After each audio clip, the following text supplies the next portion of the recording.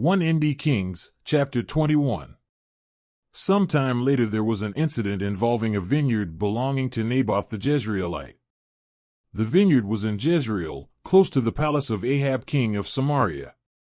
Ahab said to Naboth, "Let me have your vineyard to use for a vegetable garden, since it is close to my palace. In exchange I will give you a better vineyard, or, if you prefer, I will pay you whatever it is worth." But Naboth replied, "The Lord forbid that I should give you the inheritance of my ancestors." So Ahab went home, sullen and angry because Naboth the Jezreelite had said, "I will not give you the inheritance of my ancestors." He lay on his bed sulking and refused to eat. His wife Jezebel came in and asked him, "Why are you so sullen?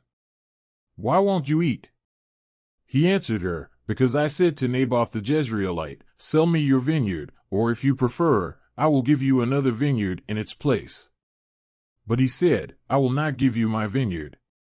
Jezebel his wife said, "Is this how you act as king over Israel? Get up and eat. Cheer up. I'll get you the vineyard of Naboth the Jezreelite." So she wrote letters in Ahab's name, placed his seal on them, and sent them to the elders and nobles who lived in Naboth's city with him. In those letters she wrote, "Proclaim a day of fasting and seat Naboth in a prominent place among the people.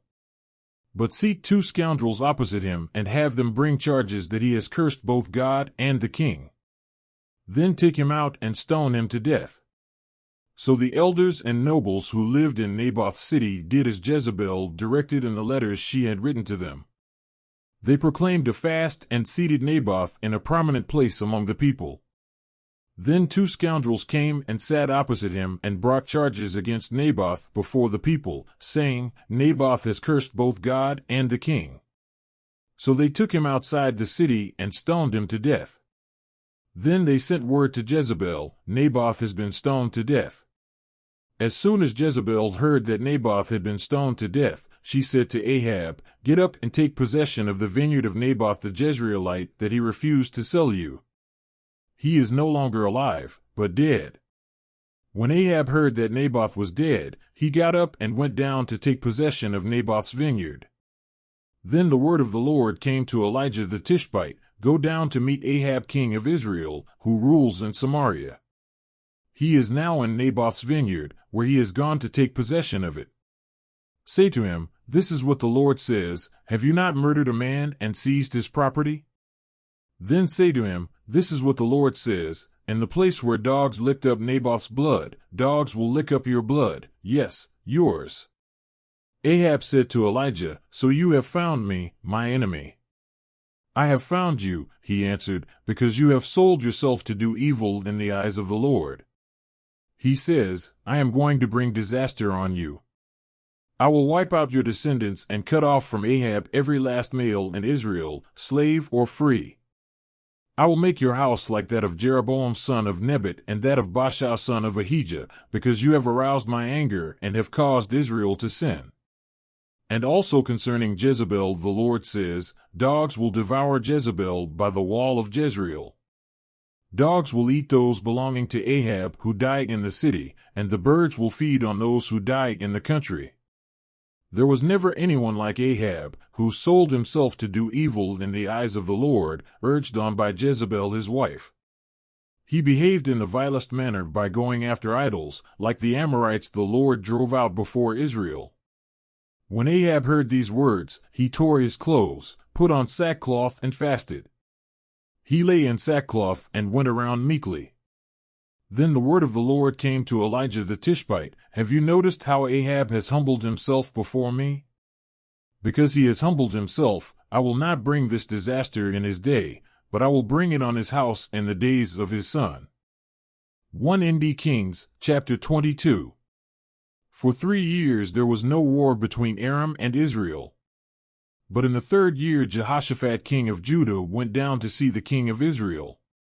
The king of Israel had said to his officials, "Don't you know that Ramoth-Gilead belongs to us, and yet we are doing nothing to retake it from the king of Aram?" So he asked Jehoshaphat, "Will you go with me to fight against Ramoth-Gilead?" Jehoshaphat replied to the king of Israel, "I am as you are, my people as your people, my horses as your horses. But Jehoshaphat also said to the king of Israel, First seek the counsel of the Lord. So the king of Israel brought together the prophets, about 400 men, and asked them, Shall I go to war against Ramoth-Gilead, or shall I refrain? Go, they answered, for the Lord will give it into the king's hand. But Jehoshaphat asked, Is there no longer a prophet of the Lord here whom we can inquire of? The king of Israel answered Jehoshaphat, There is still one prophet through whom we can inquire of the Lord, but I hate him because he never prophesies anything good about me, but always bad. He is Micaiah son of Imlah. The king should not say such a thing, Jehoshaphat replied. So the king of Israel called one of his officials and said, Bring Micaiah son of Imlah at once. Dressed in their royal robes, the king of Israel and Jehoshaphat king of Judah were sitting on their thrones at the threshing floor by the entrance of the gate of Samaria, with all the prophets prophesying before them.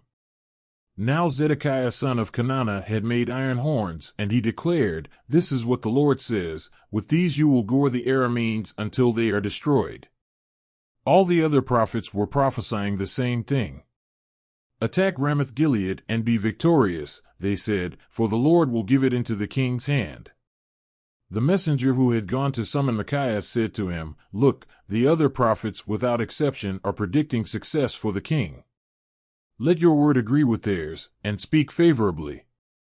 But Micaiah said, As surely as the Lord lives, I can tell him only what the Lord tells me. When he arrived, the king asked him, Micaiah, shall we go to war against Ramoth-Gilead or not? Attack and be victorious, he answered, for the Lord will give it into the king's hand. The king said to him, How many times must I make you swear to tell me nothing but the truth in the name of the Lord? Then Micaiah answered, I saw all Israel scattered on the hills like sheep without a shepherd, and the Lord said, These people have no master. Let each one go home in peace. The king of Israel said to Jehoshaphat, Didn't I tell you that he never prophesies anything good about me, but only bad? Micaiah continued, Therefore hear the word of the Lord. I saw the Lord sitting on his throne with all the multitudes of heaven standing around him on his right and on his left. And the Lord said, Who will entice Ahab into attacking Ramoth-Gilead and going to his death there? One suggested this, and another that.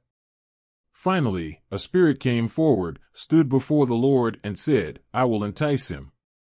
By what means? The Lord asked. I will go out and be a deceiving spirit in the mouths of all his prophets, he said. You will succeed in enticing him, said the Lord. Go and do it. So now the Lord has put a deceiving spirit in the mouths of all these prophets of yours. The Lord has decreed disaster for you. Then Zedekiah son of Kenana went up and slapped Micaiah in the face. Which way did the spirit from the Lord go when he went from me to speak to you? He asked. Micaiah replied, You will find out on the day you go to hide in an inner room. The king of Israel then ordered, Take Micaiah and send him back to Amon the ruler of the city and to Joash the king's son, and say, This is what the king says, Put this fellow in prison and give him nothing but bread and water until I return safely. Micaiah declared, If you ever return safely, the Lord has not spoken through me. Then he added, Mark my words, all you people. So the king of Israel and Jehoshaphat king of Judah went up to Ramoth-Gilead. The king of Israel said to Jehoshaphat, I will enter the battle in disguise, but you wear your royal robes. So the king of Israel disguised himself and went into battle. Now the king of Aram had ordered his 32 chariot commanders, Do not fight with anyone, small or great, except the king of Israel. When the chariot commanders saw Jehoshaphat, they thought, Surely this is the king of Israel. So they turned to attack him, but when Jehoshaphat cried out, the chariot commanders saw that he was not the king of Israel and stopped pursuing him. But someone drew his bow at random and hit the king of Israel between the sections of his armor. The king told his chariot driver, Wheel around and get me out of the fighting. I've been wounded. All day long the battle raged, and the king was propped up in his chariot facing the Arameans. The blood from his wound ran onto the floor of the chariot, and that evening he died. As the sun was setting, a cry spread through the army, every man to his town, every man to his land.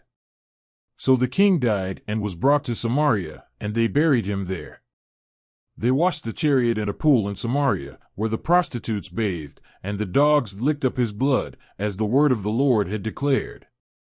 As for the other events of Ahab's reign, including all he did, the palace he built and adorned with ivory, and the cities he fortified, are they not written in the book of the annals of the kings of Israel? Ahab rested with his ancestors, and Ahaziah his son succeeded him as king. Jehoshaphat son of Asa became king of Judah in the 4th year of Ahab king of Israel. Jehoshaphat was 35 years old when he became king, and he reigned in Jerusalem 25 years. His mother's name was Azubah daughter of Shilhi. In everything he followed the ways of his father Asa, and did not stray from them. He did what was right in the eyes of the Lord. The high places, however, were not removed, and the people continued to offer sacrifices and burn incense there. Jehoshaphat was also at peace with the king of Israel. As for the other events of Jehoshaphat's reign, the things he achieved and his military exploits, are they not written in the book of the annals of the kings of Judah? He rid the land of the rest of the male-shrined prostitutes who remained there even after the reign of his father Asa. There was then no king in Edom, a provincial governor ruled. Now Jehoshaphat built a fleet of trading ships to go to Ophir for gold, but they never set sail. They were wrecked at Ezion-Geber. At that time Ahaziah son of Ahab said to Jehoshaphat, "Let my men sail with yours," but Jehoshaphat refused.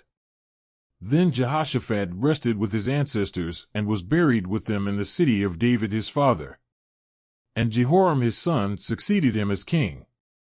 Ahaziah son of Ahab became king of Israel in Samaria in the 17th year of Jehoshaphat king of Judah, and he reigned over Israel 2 years. He did evil in the eyes of the Lord, because he followed the ways of his father and mother and of Jeroboam son of Nebat, who caused Israel to sin. He served and worshipped Baal and aroused the anger of the Lord, the God of Israel, just as his father had done.